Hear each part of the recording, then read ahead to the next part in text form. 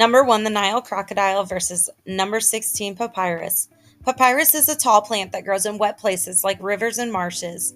Long ago in ancient Egypt, people used papyrus plants to make an early kind of paper. They wrote stories, records, and drawings on it for thousands of years. The Nile crocodile is one of the biggest crocodiles in the world. It can grow up to 18 feet long and weigh about 2,000 pounds. These crocodiles live in rivers and lakes across Africa. Today's battle takes place in the marshlands near Lake Victoria. The crocodile hides in the water with only its eyes and nose above the surface. The tall papyrus plants grow all around the water. Some people have come to harvest papyrus to use for building and weaving mats.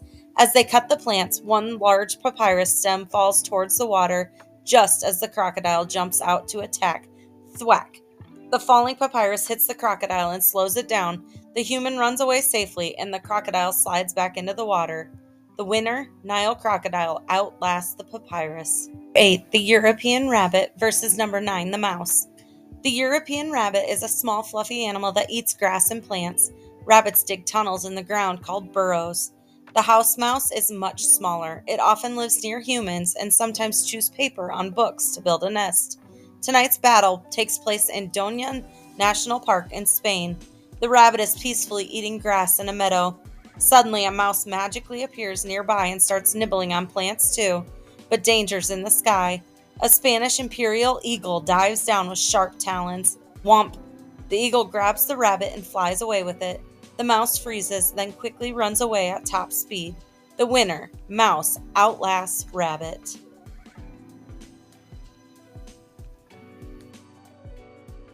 Number 5, the gray fox versus number 12, the book scorpion. The gray fox is a clever animal that eats many things, including fruit, insects, and small animals. It can even climb trees.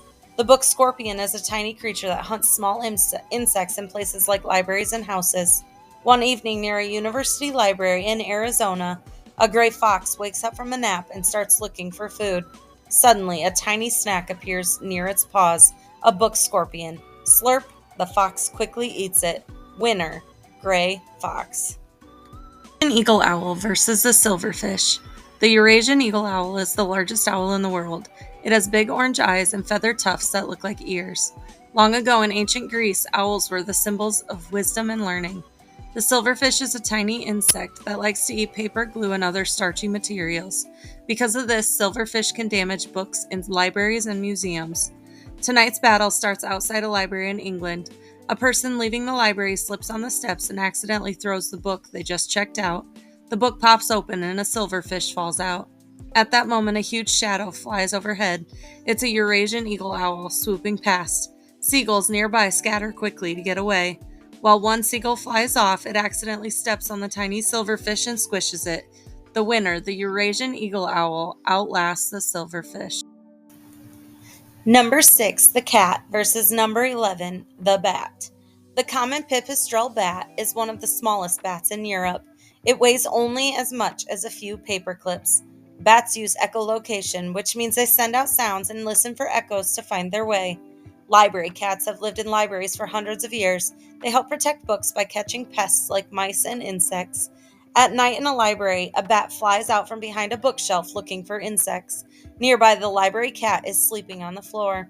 Suddenly, the bat swoops low near the cat. Swipe. The cat wakes up, jumps, and catches the bat. The winner, the library cat, defeats bat. Number 3, the dog versus number 14, the book louse. Dogs have been human friends for thousands of years. Some dogs even help kids practice reading in special sit, stay, read programs at libraries. The book louse is a tiny insect only about 1 millimeter long. It eats mold and materials found in old books. In a quiet library, a child named Oliver is reading to a friendly dog named Sadie. At the same time, far away, a tiny book louse is crawling on a book. Suddenly, it gets magically transported onto Oliver's book. Another tiny creature, a book scorpion, attacks the louse. Oliver bumps the book with both tiny creatures flying into the air and land near Sadie. Slurp, Sadie quickly eats them both. Winner, the dog defeats the book louse.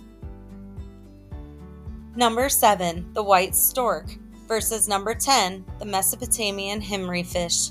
The white stork is a tall bird with long legs and a long pointed beak. It migrates long distances across Europe, Africa, and Asia. The Mesopotamian himri is a small golden fish that lives in rivers and lakes in the Middle East. In the marshes near the Tigris and Euphrates rivers, the stork stands searching for food. The fish swims below the water, trying to stay hidden, but the stork sees a flash of the fish's shiny scales. Snap! The stork quickly grabs the fish with its beak. Winner, white stork. Lions versus mold. In this battle, 2 male lions are included to honor patience and fortitude, the famous lion statues that guard the New York Public Library. Male lions often work together with other males to take over a pride, a family group of lions. Sometimes 2 males are enemies, but other times they become partners, called a coalition. But today the lions are not only facing each other, their opponent is something much smaller, mold. Mold is a type of fungus that grows on things like old books, paper, and food. Mold helps break down plants and animals after they die. When mold grows, it can make a musty smell that you might notice in old libraries or basements. Breathing too much mold can be unhealthy for people. This battle is mite versus microbe, a huge animal versus a tiny living thing. The scene takes place on a dry savanna. One male lion with a torn ear stands watching the land around him. About 50 feet away, another male lion with a darker mane walks out of the tall grass. Suddenly, some mold that was growing on an old book in a library magically appears on the ground between the 2 lions. The lions slowly walk towards each other, staring carefully. Each lion weighs about 485 pounds and has a thick, fluffy mane. The mold sits quietly on the ground between them. The lions move closer and closer until they are only inches apart.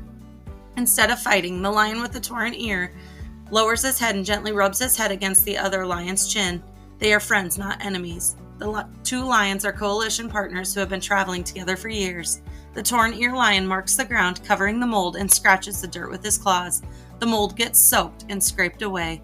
Winner, the lions defeat the mold.